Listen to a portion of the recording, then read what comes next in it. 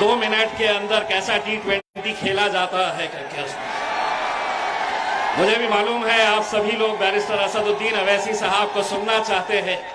मुंब्रा की आवाम को एक बात कहने के लिए आया हूं, एक पुराना हिसाब चुकाना था।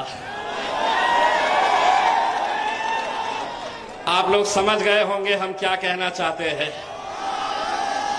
और वो हिसाब चुकाने की शुरुआत आज हम करने के लिए आए हैं। अल्हम्दुलिल्लाह, इम्तियाज जलील आपका भाई, आपका बेटा, ये औरंगाबाद का सांसद था और इंशाअल्लाह औरंगाबाद का ही सांसद रहने वाला है। बड़ा फड़फड़ा रहे हैं मेरे शहर का नाम बदलकर, बड़ा कूद रहे हैं, तीनों डांस कर रहे हैं। देवेंद्र बोलता मैंने करा, तो एकनाथ कहता नहीं मैंने करा, और जिसका नाम और निशान दोनों मिट गए वो बोल रहा मैंने करा।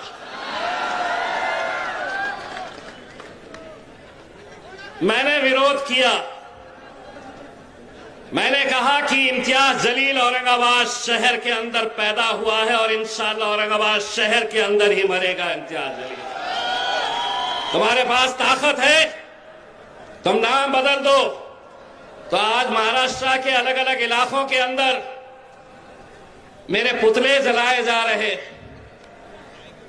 और नारे लगा रहे हैं, पुतला जलाकर, पोस्टर जलाकर, इम्तियाज जलील हाय हाय। मैं बोला प्रैक्टिस कर लो, 2024 आ रही, 24 के बाद करो प्रैक्टिस। 24 के बाद तुमको क्या बोलना है? हाय हाय। और हमको क्या बोलना है? Bye bye. ये समझ रहे हैं कि इख्तिदार के ऊपर आ गए हैं तो हम कुछ भी कर सकते हैं। सैफ पठान, चालन साहब, बहुत कुछ बोलना है यहां पर, बहुत हिसाब किताब निकालना है। सैफ भाई, आपका जब फोन आता है मुझे तो फोन उठाने से पहले ही पता चल जाता है कि थाने की पुलिस ने एक और केस मेरे भाई पर रजिस्टर कर दिया है। एक बात सुन लीजिए, जिस पठान का नाम मैं ले रहा हूं, पठानों को रोकना बहुत आसान बात नहीं है। देखते देखते 1000 करोड़ रुपए निकाल लिया वो पठान ने, और तुम ये पठान को रुकाने की कोशिश कर रहे हो। बोले पठान देखना नहीं, किसी ने देखना नहीं करके देखते देखते उन्हें 1000 करोड़ रुपए कमा लिया। अब ये पठान के पीछे है। पठान, मजलिस पूरी ताकत के साथ तेरे साथ खड़ी हुई है, पूरी हिम्मत के साथ लड़ना। और ये नहीं समझना ये आजकल के आए हैं, सुना है बहुत पैसा खर्चा करता है, बहुत पैसा बांटता है और समझता है कि मैं सबको खरीद लूंगा। मुझे भी मालूम है कि तेरे पास पैसा बहुत है, तू खरीद सकता है, लेकिन तेरे पैसों के अंदर सिर्फ कुत्ते और बिल्ली खरीद सकता है, शेर के बच्चे। शेर के बच्चे बाजारों में बिकते नहीं है। तो एक बात अच्छी तरह से समझ लो, बहुत सारों का हिसाब चुकाना है। ये जलसा तो हम जितना वक्त हो सकते असद साहब को देंगे। मैं सैफ भाई से कहूंगा कि सैफ भाई बहुत जल्द एक और जलसा लगाइए, पूरा आगे का पीछे का, आगे का पीछे का जितना भी है सबका हिसाब चुकता किया जाएगा। और थाने की पुलिस, मुंब्रा की पुलिस से कहना चाहता हूं, अच्छा लड़का है, क्यों पड़े हैं आप इसके पीछे? आप साथ दीजिए, हम तो इतनी आपकी इज्जत करते हैं, हम आपका इतना साथ देते हैं। आप देखिए, ये मजलिस का इतना बड़ा जलसा है, अगर पुलिस नहीं भी रही तो अल्हम्दुलिल्लाह हमारे जलसे कामयाब हो जाते हैं। और एक भी ऐसा शख्स यहां पर नहीं है कि जिसको पैसा देकर लाना पड़ता है। अगर इतनी मोहब्बत इनके लिए है तो आप लोग क्यों रुकावट बन रहे हैं? थोड़ा साथ दीजिए। और आपको मैं यकीन दिलाता हूं कि थाने की पुलिस नहीं, पूरी महाराष्ट्र की पुलिस की आवाज पार्लियामेंट के अंदर कोई नहीं उठाता है। या तो ये उठाते हैं या हम उठाते हैं, और आपके हक में भी हम उठाएंगे इंशाअल्लाह। बस मैं इतना ही कहना चाहूंगा कि दोबारा आपसे मुलाकात होगी। मैं मेरा वक्त भी बैरिस्टर असदुद्दीन अवैसी साहब को देना चाहता हूं। बहुत बहुत शुक्रिया। वाखिर दावना।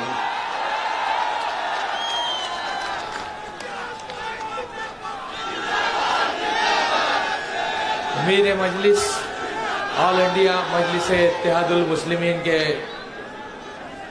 MP और कौम की नुमाइंदगी करने वाली वो शख्सियत, मोहतरम शख्सियत आली जनाब असदुद्दीन अवैसी साहब, मैं इन अशार के साथ दावत देता हूं कि चांद का टुकड़ा ना सूरज का नुमाइंदा हूं, मैं के इस बात पे नाजा हूं ना शर्मिंदा हूं, और जिंदगी तू मुझे पहचान ना पाई लेकिन लोग कहते हैं कि मैं तेरा नुमाइंदा हूं। तालियों से इस्तकबाल।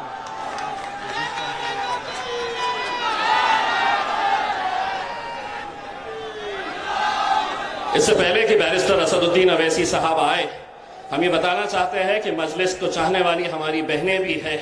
उनमें से एक बहन को मैं दावत देता हूं, आप 2 मिनट के लिए उन्हें भी सुनिए और उनका भी इस्तकबाल जोरदार तालियों से करिए। उसके बाद इंशाअल्लाह बैरिस्टर असदुद्दीन अवैसी।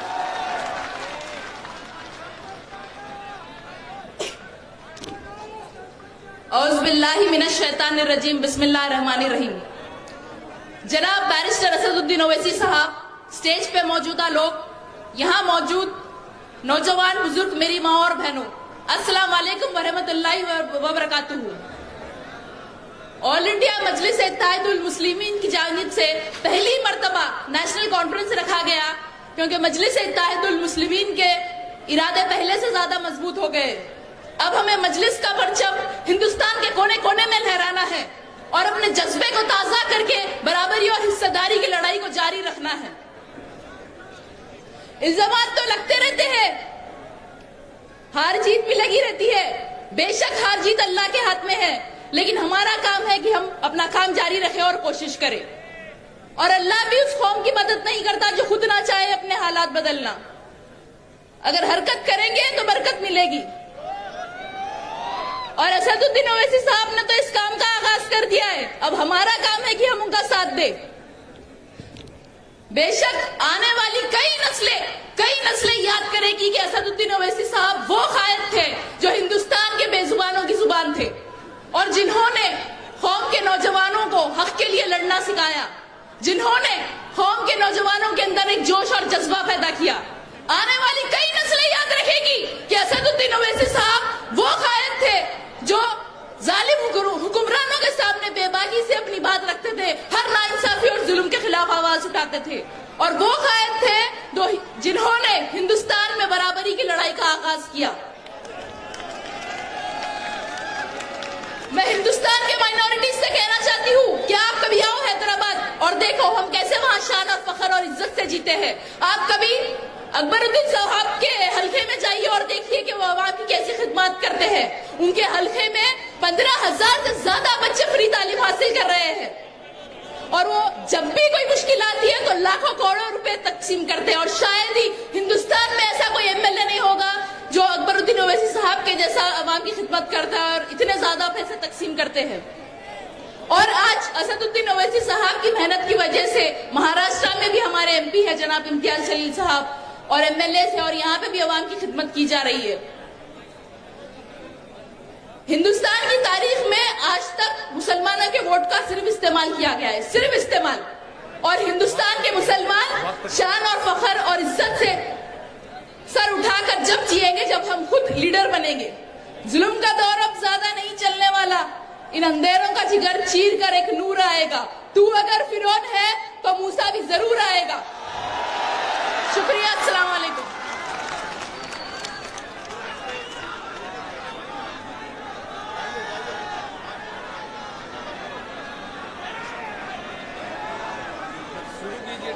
अस्सलाम वालेकुम रहमतुल्लाहि व बरकातहू। मंच पे उपस्थित ऑल इंडिया मजलिस इत्तेहादुल मुस्लिमीन के हम सब के राष्ट्रीय अध्यक्ष जनाब बैरिस्टर असदुद्दीन ओवैसी साहब, और साथ ही हमारे MP महाराष्ट्र के अध्यक्ष इम्तियाज जलील साहब, और सभी यहाँ पे मजलिस के जिम्मेदारान को मैं दिल से शुक्रिया अदा करती हूँ जो मुमरा कौसा के अंदर इतनी बड़ी सभा ली है। सबसे पहले तो मैं बताना चाहूंगी कि मुंबई और मुमरा एक बहुत ही खुशनसीबी की बात है हमारे लिए कि यहाँ पर राष्ट्रीय अधिवेशन किया गया। हमारा यहाँ पे पहला अधिवेशन हुआ, उसमें हमने देखे कि हमारे बीच में एक सभा का हमें मौका मिला।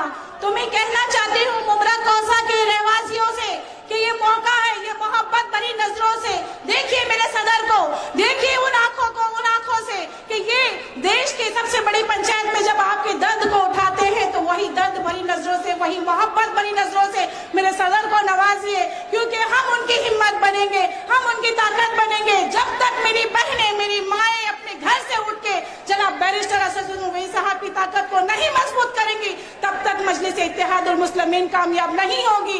क्योंकि एक माँ जो होती है एक बच्चे को जन्म तो जरूर देती है, उसकी जिंदगी का भी ख्याल रखती है। तो मेरी माँ और बहनों से मैं कौसा की कहना चाहती हूँ कि ये 5 साल जो हमारे आने वाले समय बर्बाद होते हैं, तो अब हमें मेरी माँ बहनों को बर्बाद नहीं करना है, अपने बच्चों का मुस्तकबिल संवारना है। तो मजलिस इत्तेहादुल मुस्लिमीन का साथ देना है, जनाब बैरिस्टर असदुद्दीन ओवैसी साहब का साथ देना है कि नहीं देना है? जोर से हाथ उठाइए, नारा लगाइए, जनाब बैरिस्टर असदुद्दीन ओवैसी साहब जिंदाबाद। अब ये मैं कहना चाहती हूँ कि अब बहनें भी उठ चुकी हैं, झंडा उठा चुकी है मजलिस का।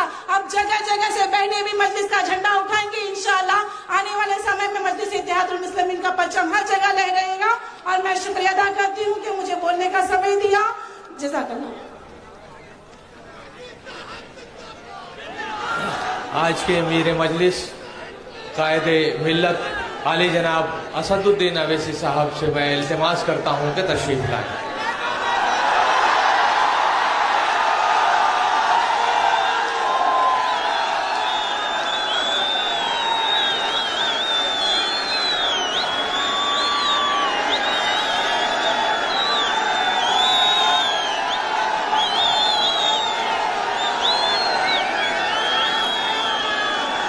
औज़ुबिल्लाहिमिनश्शैतानिर्रजीम बिस्मिल्लाहिर्रहमानिर्रहीम अस्सलामु अलैकुम वरहमतुल्लाहि वबरकातुहू। मुअज़्ज़िज़ हाज़रीन इकराम, बुजुर्गान मिल्लत, मेरी इज़्ज़तदार माँ और बहनों, गयूर नौजवान साथियों, शह नशीन बतशरीफ़ फरमा तेलंगाना रियासत के मजलिस इत्तेहादुल मुस्लिमीन के अरकान असम्बली व अरकान क़ानून साज कौंसिल, बिहार प्रदेश के मजलिस इत्तेहादुल मुस्लिमीन के सदर वो रुकन असम्बली और बिहार प्रदेश के तमाम मजलिस के जिम्मेदारान, तमिलनाडु से, कर्नाटका से आए हुए मजलिस इत्तेहादुल मुस्लिमीन के सदर मोतमदीन, पांडिचेरी से, झारखंड से, वेस्ट बंगाल से, उत्तर प्रदेश से मजलिस इत्तेहादुल मुस्लिमीन के सदर मोतमदीन और दीगर रियासतों से मजलिस इत्तेहादुल मुस्लिमीन के इस कौमी कन्वेंशन में शिरकत करने जो जिम्मेदारान आए हैं, मेरे अजीज दोस्तों और बुजुर्गों, ये मेरे लिए एक बड़ी खुशी की बात है कि मजलिस इत्तेहादुल मुस्लिमीन के अहिया के 65 साल मुकम्मल होने जा रहे हैं। 2 मार्च 1957 में मजलिस इत्तेहादुल मुस्लिमीन को अब्दुल वाहिद ओवैसी ने भारत के संविधान के तहत एक सियासी जमात के तौर पर उसका आगाज किया और आज अल्हम्दुलिल्लाह मजलिस 2 मार्च 2023 को अपने सियासी सफर के 65 साल इंशाअल्लाह मुकम्मल करने जा रही है। 65 साल पहले मजलिस इत्तेहादुल मुस्लिमीन के पास कुछ भी नहीं था। मजलिस इत्तेहादुल मुस्लिमीन के पास ना कोई रुकन असम्बली था, ना कोई रुकन बल्दिया था, मजलिस के पास उसका दफ्तर भी नहीं था। मगर अब्दुल वाहिद ओवैसी ने मजलिस इत्तेहादुल मुस्लिमीन की बुनियाद डाली और आजाद हिंदुस्तान में अवाम के दरमियान में जाकर ये कहा कि अगर हम भारत के आईन और संविधान के तहत अपने हुकूक को हासिल करना चाहते हैं तो हमको और आपको एक सियासी ताकत बनना पड़ेगा। मुल्क को आजादी मिली अंग्रेजों के 200 साल के गुलामी के बाद, मगर अगर कोई मौरिख तारीख लिखेगा तो कहेगा कि आजादी के बाद अगर किसी दो कायदीन में दूरअंदेशी थी जिनकी निगाहों ने यह देख लिया था कि मुल्क तो आजाद हो गया, मगर मुस्तकबिल में आने वाली नस्लों को उनका जायज मुकाम अगर दिलाना है भारत के आईन और संविधान के तहत जिसको बाबा साहेब अम्बेडकर ने बनाया, तो उन दो शख्सियतों ने इस बात को बहुत पहले ही महसूस कर लिया था कि भारत में मुसलमानों को, दलितों को अगर अपनी सियासी ताकत जब तक वो मजबूत नहीं बनाएंगे उस वक्त तक उनके मसाइल और उनकी तकालीफ और उनकी नाइंसाफियों का खात्मा नहीं हो सकता। मैं आज मुमरा की सरजमीन में खड़े होकर न सिर्फ अब्दुल वाहिद ओवैसी को बल्कि हजरत इस्माइल को भी सलाम पेश करता हूं कि जिन्होंने भारत की आजादी के बाद मुस्लिम लीग को बनाया और सरजमीन दखन पर अब्दुल वाहिद ओवैसी ने मजलिस इत्तेहादुल मुस्लिमीन की शमा को रोशन किया। मेरे अजीज दोस्तों और बुजुर्गों, जो हमारे बुजुर्गों ने 65 साल पहले जिस जिद्दोजहद का आगाज किया, मसाइब और मुश्किलात का सामना करना पड़ा। अब्दुल वाहिद ओवैसी को 11 महीने जेल की सोबतें बर्दाश्त करनी पड़ी, तकालीफ और हुकूमत के जुल्म का सामना करना पड़ा। बल्कि एक ऐसा वक्त अब्दुल वाहिद ओवैसी के घर पर भी आया कि पीने का पानी बंद कर दिया गया था, बैंक के अकाउंट्स फ्रीज कर दिए गए थे और लोग अब्दुल वाहिद ओवैसी के घर को जाने के लिए डरते थे। 65 साल पहले जब अब्दुल वाहिद ओवैसी ने मजलिस इत्तेहादुल मुस्लिमीन के जलसों का आगाज किया तो मजलिस इत्तेहादुल मुस्लिमीन के जलसों में आज जो हजारों की तादाद में आप लोग मौजूद हैं, उन जलसों में सिर्फ 2 या 4 लोग आते थे। जिस तरह आज इतना बड़ा मंच बनाया गया है, 65 साल पहले मजलिस का मंच नहीं बनता था। एक दीवाना अब्दुल वाहिद ओवैसी 5 लोगों को खड़ा करके 1-1 घंटा चल चल कर तकरीर करता था और लोगों को बताता था कि याद रखो, अपनी दीन की तारीख को मत भूलो, सीरतुन नबी का मुताला करो और भारत के संविधान के तहत अगर तुम अपने हुकूक को हासिल करना चाहते हो तो एक सियासी ताकत बनो। ऐसे मजलिस इत्तेहादुल मुस्लिमीन ने अपने सियासी सफर का आगाज किया। अब्दुल वाहिद ओवैसी ने और उस जमाने के उनके तमाम साथियों ने अपनी जिंदगी को कुर्बान कर दिया और अपने चैन और सुकून को मिटा दिया। जालिम हुकूमत से पंजा आजमाई की, हुकूमत ने उनको दबाने की कोशिश की, मगर हमारे बुजुर्गों ने हुकूमत की ताकत और उनके जुल्म के सामने अपने सरों को नहीं झुकाया, बल्कि अपने सीनों को तान कर कहा कि हम ये जो लड़ाई लड़ रहे हैं इसलिए लड़ रहे हैं कि हम जानते हैं कि मुल्क को आजादी जरूर मिल गई, ये मुल्क यकीनन तरक्की के रास्ते पर गामजन होगा, मगर जो सबसे कमजोर आज है वो मुसलमान और दलित है। अगर उसको ताकत मिलना है तो उसको अपनी सियासी क़ियादत बनाना पड़ेगा। मेरे अजीज दोस्तों और बुजुर्गों, आज मजलिस इत्तेहादुल मुस्लिमीन के पास 1-2 MP हैं, 7 रुकने असेंबली तेलंगाना में है, 2 महाराष्ट्र में है, 1 बिहार में है, 100 से ज्यादा अराकीन बल्दिया महाराष्ट्र में है, गुजरात में अराकीन बल्दिया, मध्य प्रदेश में अराकीन बल्दिया, कर्नाटका में अराकीन बल्दिया, उत्तर प्रदेश में मजलिस के अराकीन बल्दिया। अगर 65 साल पहले अगर हमारे बुजुर्गों ने इस ईसार और कुर्बानी का जज्बा नहीं दिया होता तो आज असदुद्दीन ओवैसी तुम्हारे दरमियान में खड़े होकर तकरीर भी नहीं करता। अगर हमारे बुजुर्गों ने मेहनत की, कुर्बानी की, तो आज असदुद्दीन ओवैसी तुम्हारे दरमियान में खड़ा होकर तुम्हारे दिलों में छुपे हुई तकलीफ को बेखौफ होकर बयान करता है। मेरे अजीज दोस्तों और बुजुर्गों, इसीलिए नौजवानों, जो आज तुम इतनी बड़ी तादाद में आज यहां पर खड़े हो, नौजवानों तुमको मैं पैगाम दे रहा हूं, ये लड़ाई अगर आज असदुद्दीन ओवैसी, इम्तियाज जलील, सैफ पठान, वारिस पठान, फैयाज खान और अगर अख्तरुल ईमान मजलिस के जिम्मेदारान लड़ रहे, तो नौजवानों सुनो, ये तुम्हारी लड़ाई हम लड़ रहे हैं। अगर मेरी आवाज मासूम स्कूल के बच्चों को पहुंच रही है तो सुनो मेरे बेटे और बेटियों, ये लड़ाई मजलिस तुम्हारे मुस्तकबिल के लिए लड़ रही है। हमने अपनी जवानी के रास्ते हमारे खत्म हो गए, अब हम मौत के करीब जा रहे हैं, मगर हम अपनी जमीन में जाने से पहले, अपनी आंखों को बंद होने से पहले देखना चाहते हैं कि भारत की हर रियासत में मजलिस इत्तेहादुल मुस्लिमीन का रुकन असम्बली और रुकन पार्लिमान मुंतखब होकर जाए।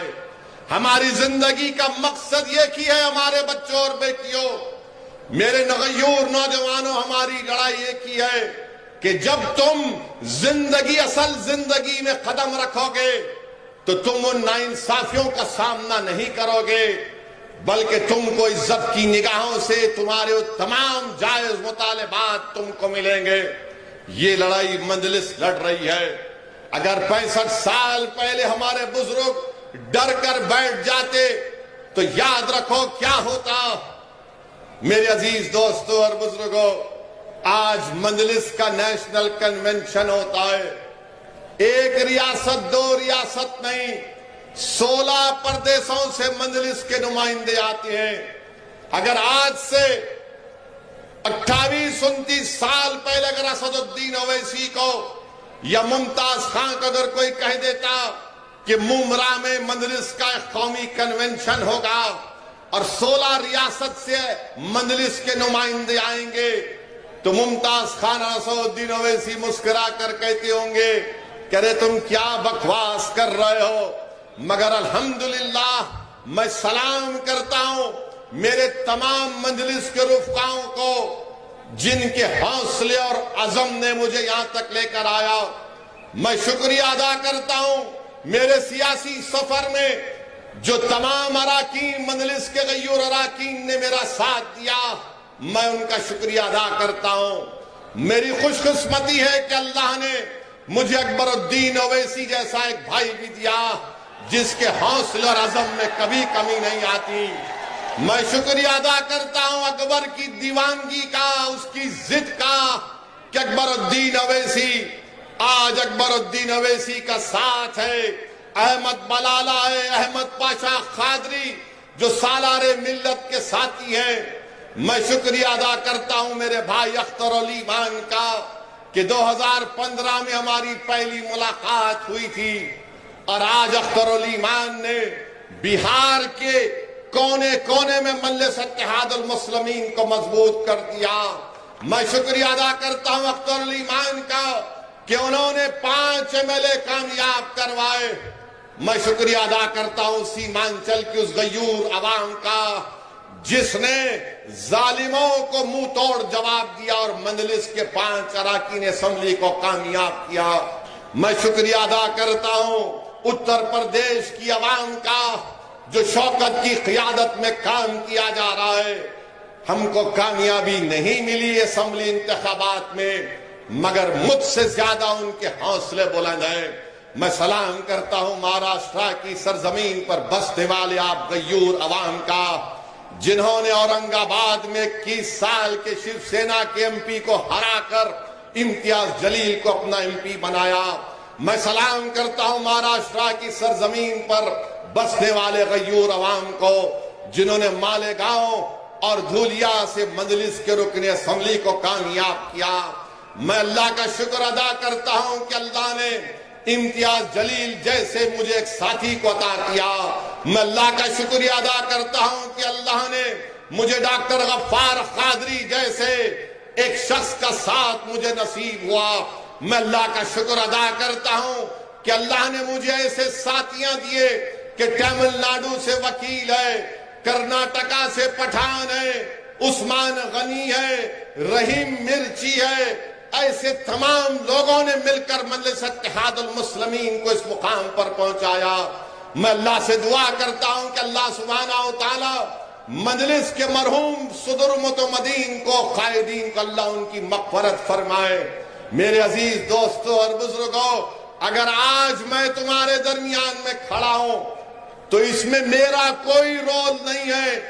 मैं अल्लाह की कसम खाकर कह रहा हूं कि मेरा इसमें कोई रोल नहीं है। अगर मैं यहां खड़ा हूं तो सिर्फ और सिर्फ अल्लाह का करम मुझ पर है। मैं अगर खड़ा हूं तो नबी करीम सल्लल्लाहु अलैहि वसल्लम का सदका है।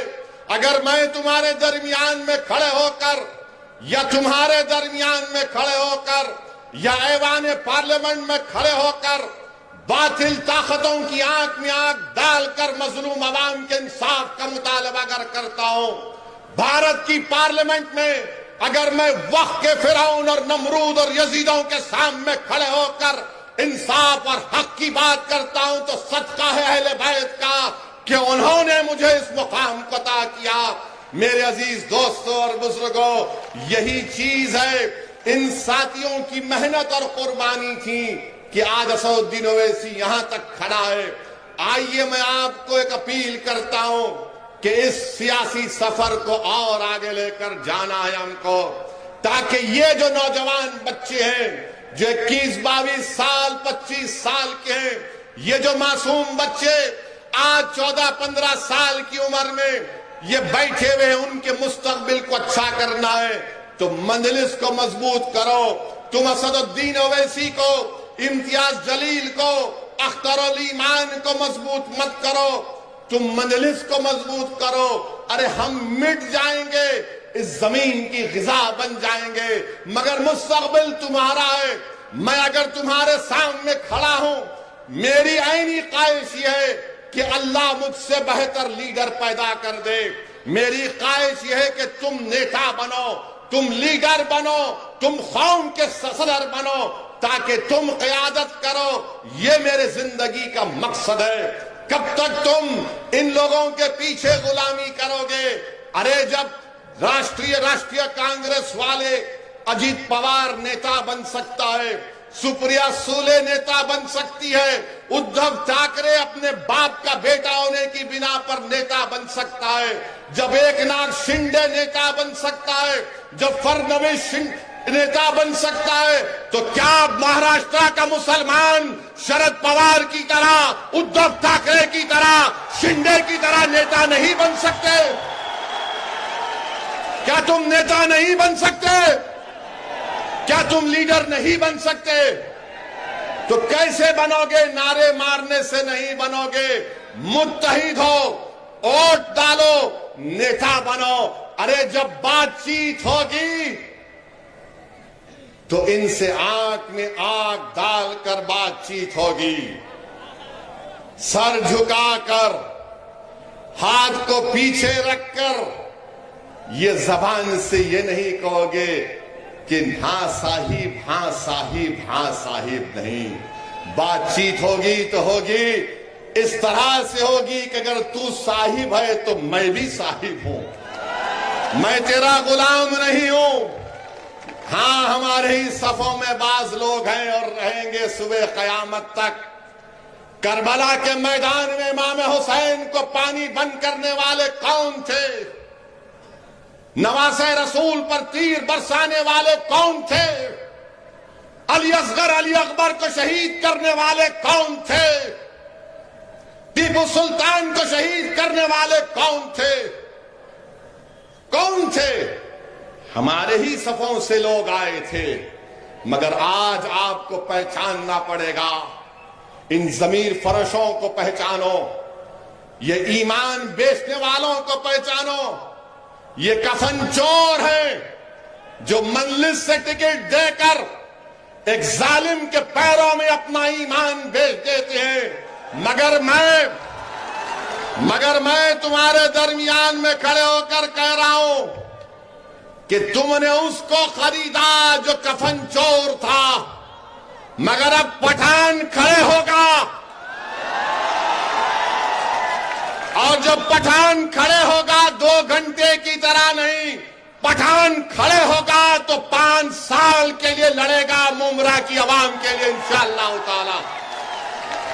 और अगर कोई ये समझ रहा है कि दौलत की ताकत पर खरीद लेंगे, अरे थूकता हूं तेरी नाजायज दौलत पर।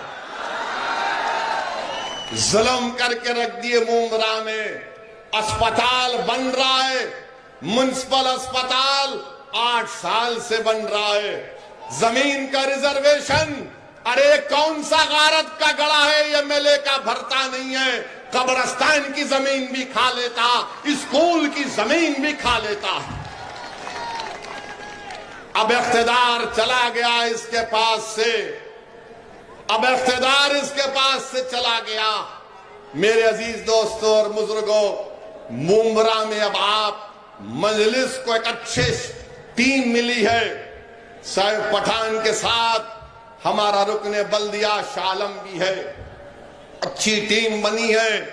आप इनका साथ दीजिए और इंशाअल्लाह ताला आपके बहुत से मसाइल है, मुमरा के स्कूल का मसला है, इंशाअल्लाह ताला इन मसाइल को हल करना है।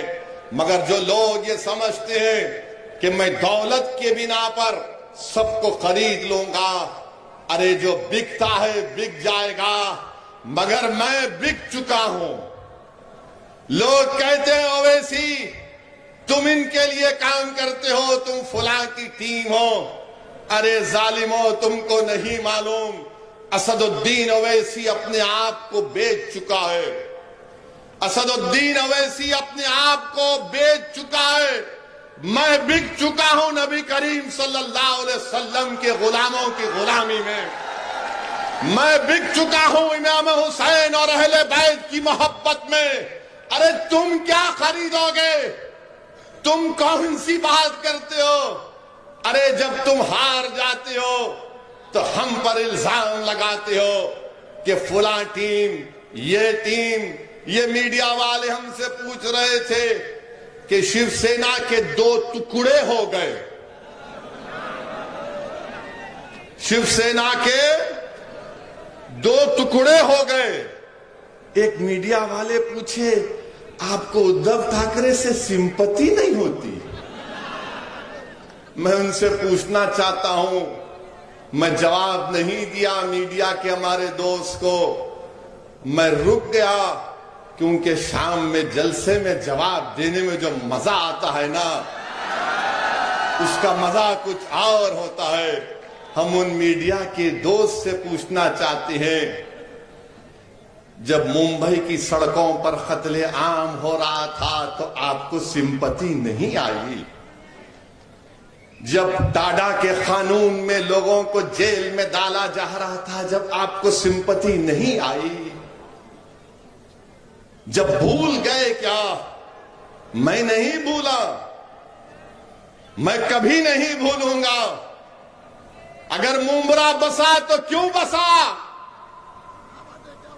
मुमरा अगर बसा, जो 60-65 साल के लोग आज यहां पर बैठे, पूछो उनको किसने भगाया था उनको?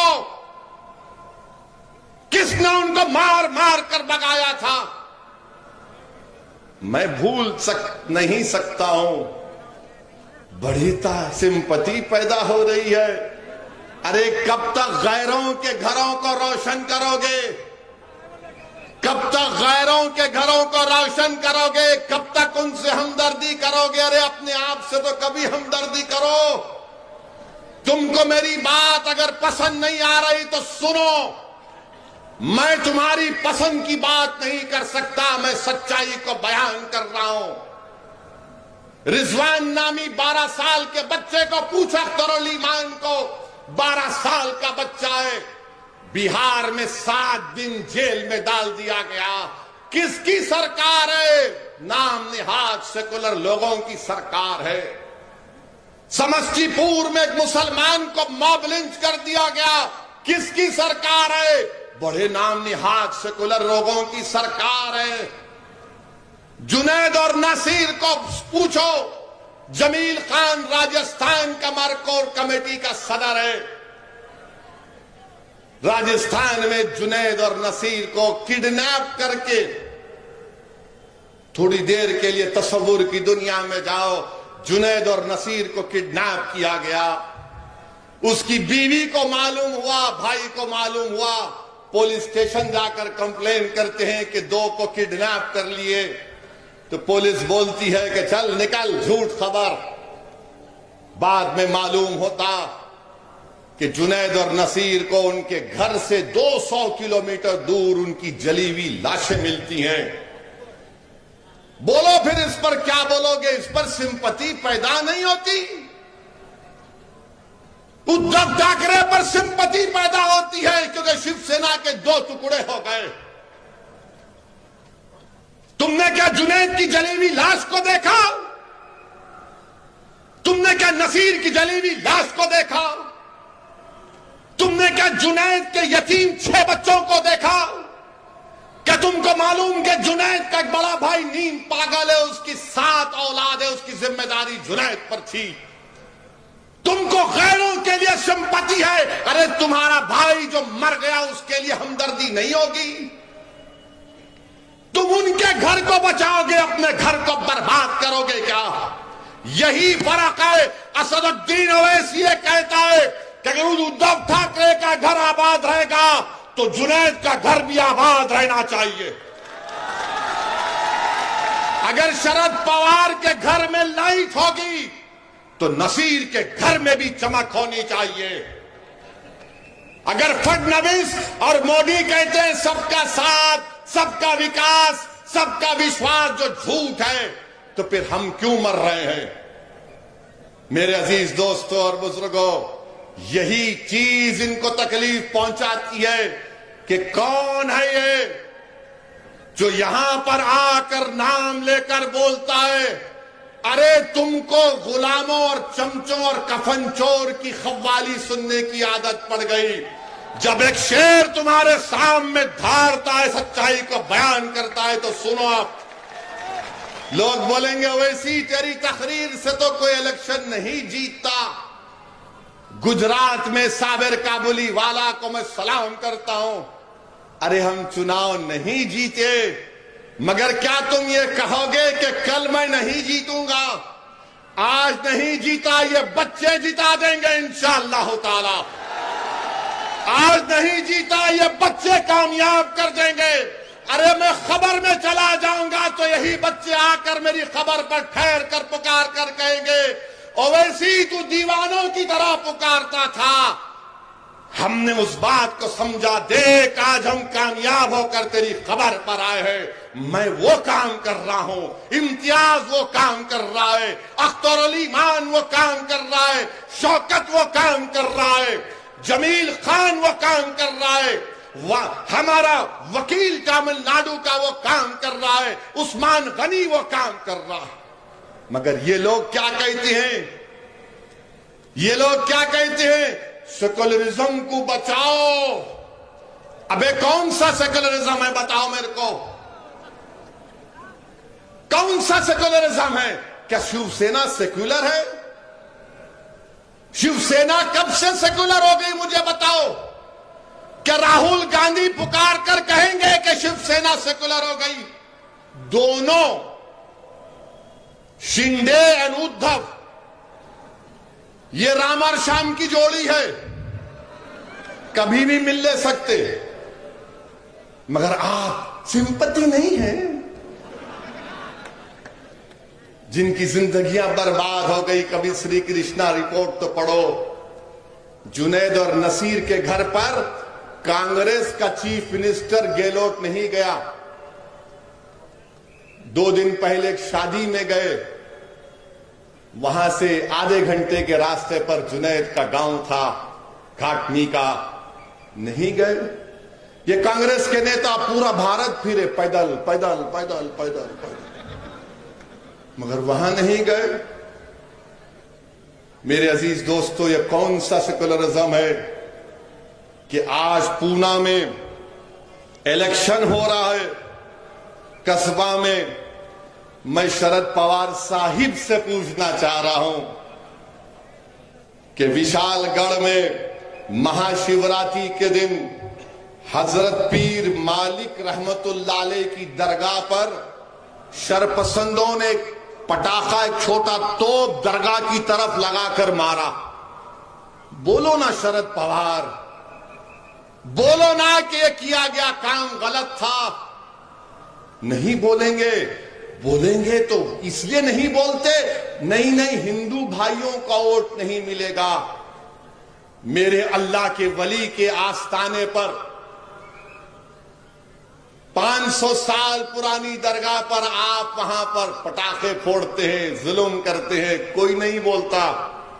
पूछो एडिशनल एसपी विशालगढ़ से कि किसने फोन करके उनसे कहा कि इन लोगों को रोको, गिरफ्तार करो। मैंने बात की थी। मगर शरद पवार नहीं बोलेंगे। पूना में बोलेंगे मुसलमानों वोट दो, वोट दो, वोट दो। क्यों वोट दो तुमको? तो बोलेंगे मोदी को रोकना है, मोदी जालिम है। अच्छा, मोदी अगर जालिम है, जुल्म है, मैं मानता हूं। फर्क क्या है बताता हूं मैं आपको। नवाब मलिक को जानते हैं ना? जानते नवाब मलिक को? नवाब मलिक को बेल हुई? हुई? किसको बेल हुई? किसको बेल हुई? कैसा हुई? बीटी में क्या हूं? नवाब भाई को जेल, ये बाहर। और फिर बोलेंगे ओवैसी भड़काऊ भाषण देता है। अरे कौन सा तुम्हारा सेकुलरिज्म है? मेरे को बताओ कि तुम मोदी के हराने के नाम पर वोट लोग देने तैयार है, हराएंगे, मगर जब तुम जुल्म की बात करोगे तो क्या तुम भी जुल्म नहीं किए? अच्छा, मोदी के राज में जुनैद और नसीर की मौत होती है और इनको मोदी क्या करते? ईडी सीबीआई दिखाते, इनको डराते और हमको मौत मिल रही है। और जब हमारी लाशें आती हैं तो लोग कभी घर को भी नहीं जाते, ना पूछते हैं कि क्यों, क्या वजह है, उन यतीमों के सर पर हाथ नहीं रखते। मेरे अजीज दोस्तों और बुजुर्गों, ये सेक्युलरिज्म है जिसके खिलाफ मंजलिस थी और है और रहेगी।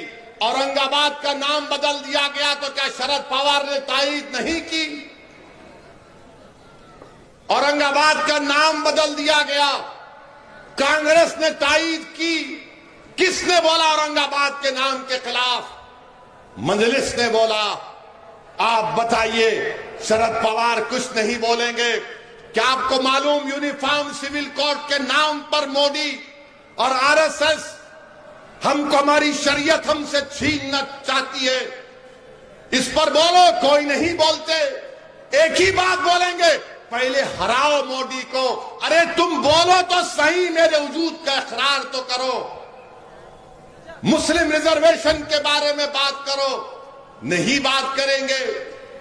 क्या यह बात सच नहीं है कि महाराष्ट्र में मुसलमानों को रिजर्वेशन मिलना चाहिए? उन 100 बिरादरियों को आज महाराष्ट्र में सबसे कम ग्रेजुएट अगर किसी के हैं तो मुसलमान हैं।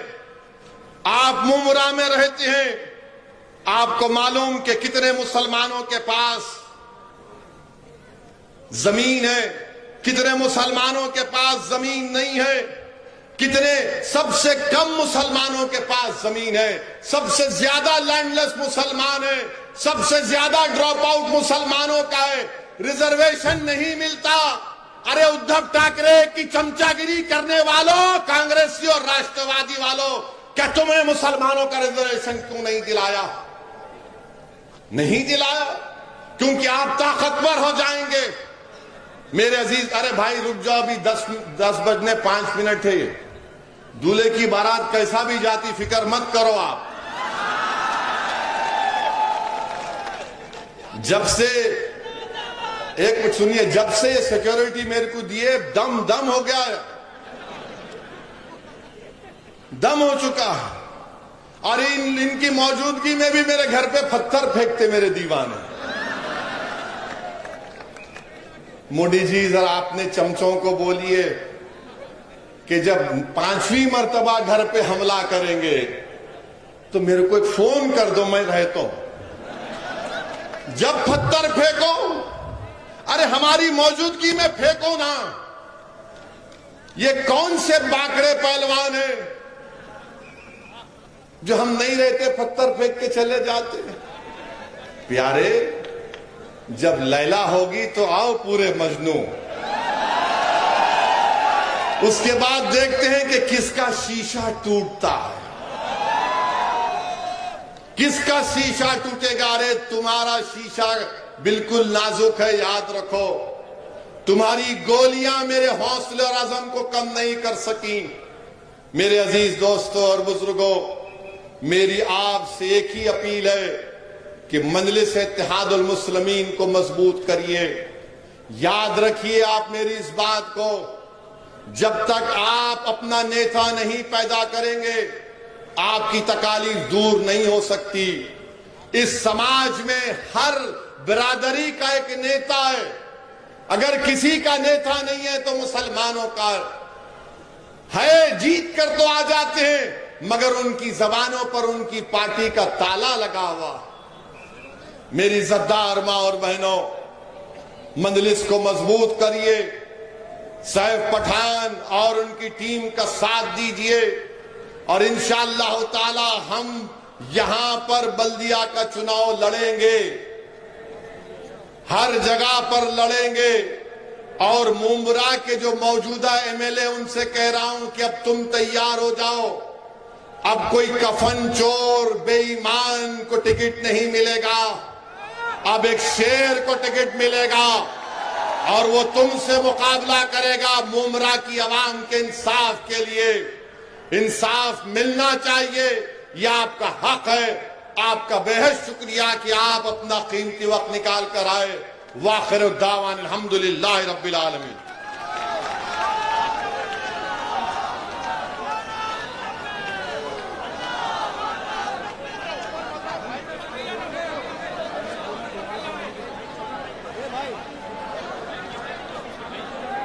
हेलो